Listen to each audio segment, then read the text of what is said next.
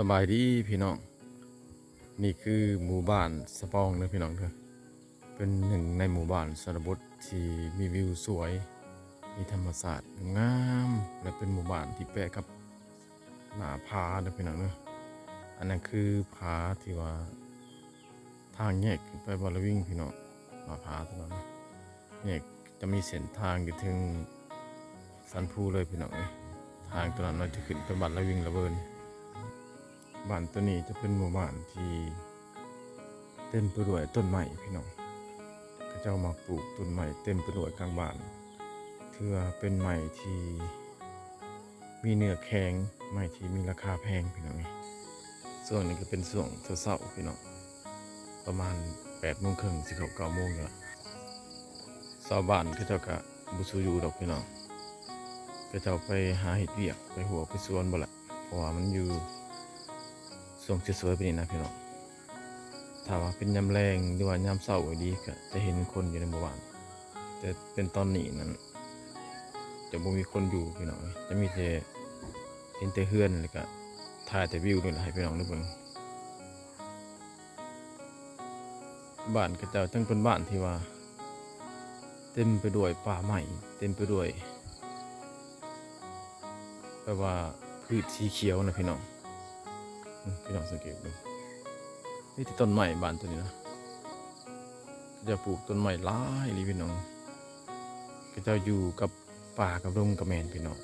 มีป่ามีดงแล้วก็เห็ดเรือนจะนำอากาศดีเลยพี่น้องอากาศจะเย็นมืดมือเลยเพราะว่าออกซิเจนออกจากกกไม้นะพี่น้องบ่สมบูรณ์ไปเลาะแต่ละบ้านก็บ้านอื่นก็มีต้นไม้แต่โบราณปานนี้พี่น้องแต่ว่าบ้านนี่โอ้มีป่าไม้หลายจังคือว่าจัดอยู่ในอันดับที่ว่าเป็นบ้านที่มีต้นไม้หลายที่สุดในกลางบ้านของแม่นพี่น้องบ้านตัวนี้บ้านสะปองไงพี่น้องพี่น้องสังเกตดูเรือนซ่านบ่อนสองของชาวบ้านกันอยู่ปนกันกับต้นไม้นี่แหละพี่น้องแต่ว่าก็บ่ค่อยมีลมพายุมาพัดแต่ว่ากกไม้หักใส่กันยังก็บ่ค่อยได้ยินเลยพี่น้องเพราะว่าต้นไม้จะเป็นต้นไม้ที่ว่ามีเนื้อแข็งมันหมัดเนี่ยพี่น้องถึงว่าถึกลมพายุพัดมันกับบ่ล่มบ่หักเทือนนะพี่น้องเลยอีกอันหนึ่งอันสองก็มันอยู่แปรกับหน้าผาเวลามีลมพายุมามันก็บังหน้าผาตัวนี้พี่น้องลมพายุมันก็บ่แห้งก็เฮ็ดให้บ้านนี้ก็บ่ถึกลมพายุเพราะวันใดพี่น้องเข้ามาในบ้านก็จะเห็นเฮือนเห็นซานเต็มพี่น้องอันนี้เฮือนน้อยๆตัวนี้จะเป็นเฮือนที่ว่าก็จะปลุกให้คนเกิดลูกพี่น้องเฮือนน้อยตัวนี้นะถ้าว่าเฮือนใดมีลูกไผ่เกิดลูกก็เจ้าก็จะให้เกิดเฮือนละน้อยตัวนี้เฮือนใหญ่นะก็เจ้าจะบ่ให้ขึ้นไปเกิดลูกจะได้พี่น้องนะก็เจ้าจะปลุกตูบน้อยๆให้ไว้นี่แหละพี่น้องไว้ให้ลูกไผ่ก็จะนำมาเกิดลูกอยู่ในนี้นะพี่น้องถ้าว่าเกิดตั้งเฮือนนั่นกับพิธีปิดคลองก็จะพี่น้องนี่คือตูบน้อยของคนเกิดลูกกับพี่น้องเนาะ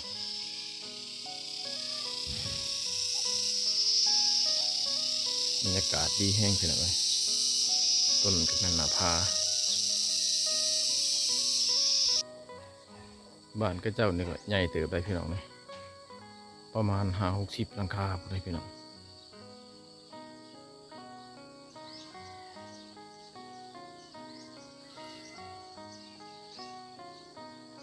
คือว่าอยากซ้ำกับบ้านหน้าผมพี่น้องเลย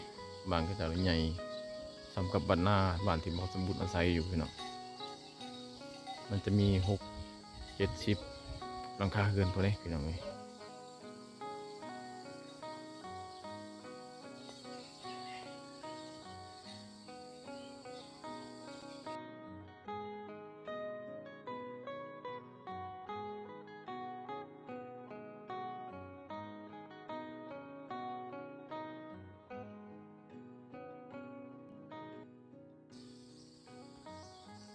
พี่น้องสังเกตเบิ่งบ้านนะพี่น้องหมู่บ้านก็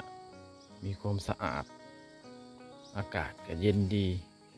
วิวธรรมศาสตร์ก็สวยงามพี่น้องเอ้ยหมู่บ้านแบบนี้นะ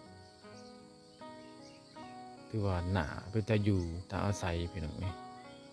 การพึ่งพาธรรมศาสตร์ก็ยังอุดมสมบูรณ์อยู่พี่น้องงามอีหลีเด้อพี่น้องในธรรมศาสตร์พี่น้องสังเกตดูธรรมศาสตร์มีหน้าผามีเฮือน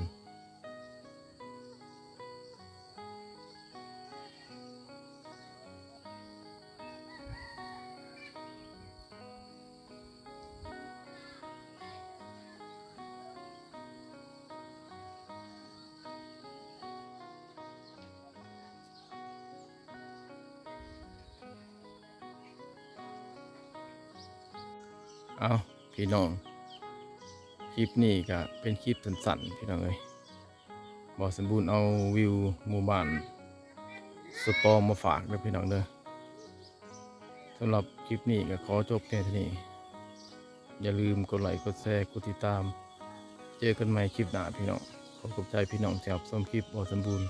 และก็อย่าลืมให้กำลังใจกันเด้อพี่น้องเด้ออย่าลืมกดไลค์กดแชร์กดติดตามขอขอบใจพี่น้อง